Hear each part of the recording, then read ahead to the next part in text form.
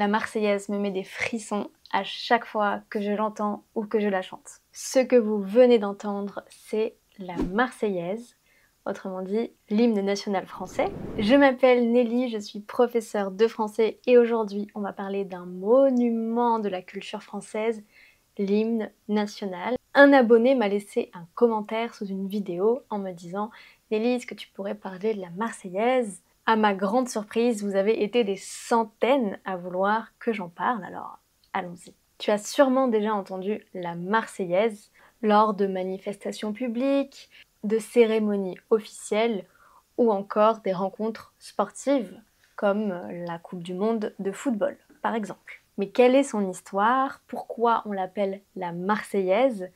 Quel est le sens de ces paroles très fortes? C'est à toutes ces questions que je vais tenter de répondre aujourd'hui. Donc si tu as envie de te cultiver un petit peu aujourd'hui, tu es au bon endroit.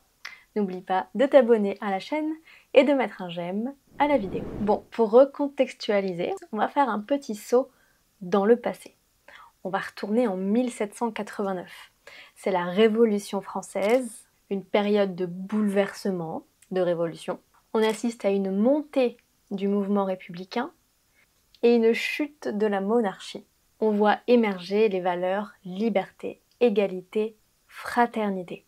Ça, c'est très important pour la suite. En 1792, Louis XVI déclare la guerre à l'Autriche. Le maire de la ville de Strasbourg se réjouit de cette situation. Il fait une grande fête chez lui.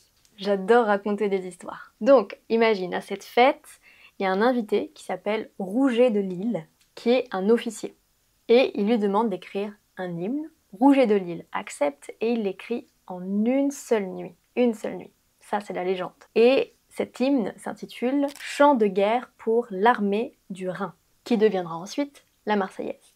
À noter que c'était un noble et un royaliste, donc il n'était pas du tout révolutionnaire. La Marseillaise n'est pas un chant révolutionnaire à l'origine.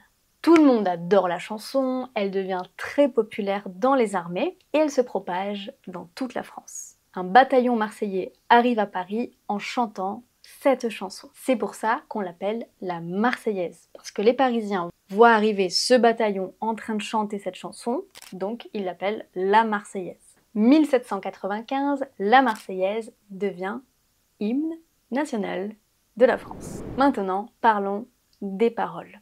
Comme ça, tu pourras chanter l'hymne, toi aussi, quand tu l'entendras, et comprendre les paroles surtout, c'est important. Alors soyons clairs, il y a beaucoup d'interprétations différentes. Il y a des gens qui pensent qu'il faudrait le changer, qu'il est raciste, qu'il est plus adapté aujourd'hui. Bon, on n'est pas là pour débattre de ces sujets-là. Pour l'instant, c'est toujours l'hymne de la France, donc on va en parler, tout simplement. On va voir quelle est la signification des paroles. Allons enfants de la patrie, le jour de gloire est arrivé. La patrie, c'est la France. La France qui serait une femme, notre mère à tous. Nous, les citoyens français, nous sommes ses enfants. Allons enfants de la patrie. Donc là, on voit la valeur de fraternité. Tu te souviens dans la devise liberté, égalité, fraternité? Eh bien, cette fraternité, elle est présente ici. Le jour de gloire est arrivé.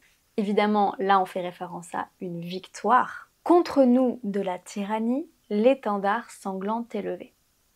Ça, c'est difficile. L'étendard, ça veut dire le drapeau. Pour comprendre cette phrase, il faut changer l'ordre des mots. L'étendard sanglant de la tyrannie est levé contre nous. Donc l'étendard veut dire le drapeau de l'ennemi se lève, il est sanglant, c'est le sang des Français. Nous devons défendre notre liberté, c'est la première valeur de la devise, liberté, égalité, fraternité. Entendez-vous dans les campagnes mugir ces féroces soldats qui viennent jusque dans nos bras égorger nos fils et nos compagnes. Mugir, c'est pousser un cri, mais c'est un verbe qu'on réserve aux animaux en général. Cela fait référence à ces soldats ennemis qui seraient comme des animaux, incapables de parler, ils mugissent. Et en plus, ils viennent jusque dans nos bras égorger, donc tuer de façon très violente, nos fils et nos compagnes, ce que les soldats ont de plus cher, la famille. Et ensuite, le très célèbre « Aux armes citoyens », formez vos bataillons, marchons, marchons, qu'un sang impur abreuve nos sillons. Ça, c'est un couplet qui est vraiment un appel à l'action et qui invite les citoyens à prendre les armes pour se défendre. Aux armes, citoyens, donc nous les citoyens devons prendre les armes, former vos bataillons, rassemblons-nous et marchons, marchons, qu'un sang impur abreuve nos sillons. Alors, il y a plusieurs interprétations à ces deux derniers vers. Personne n'est d'accord sur comment les interpréter. Est-ce qu'on parle du sang de l'ennemi? Est-ce qu'on parle de notre sang?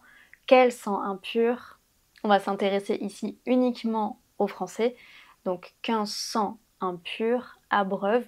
Abreuve, ça veut dire donner à boire. Et les sillons, c'est ce qu'on creuse dans la terre pour les cultiver. Donc tu vois, certains considèrent qu'on parle du sang des ennemis, d'autres pensent qu'on parle du peuple noble et de l'aristocratie. Je vous laisse vous faire votre propre avis et peut-être faire des recherches sur ce sujet si cela vous intéresse. J'espère que cette vidéo culturelle vous a plu.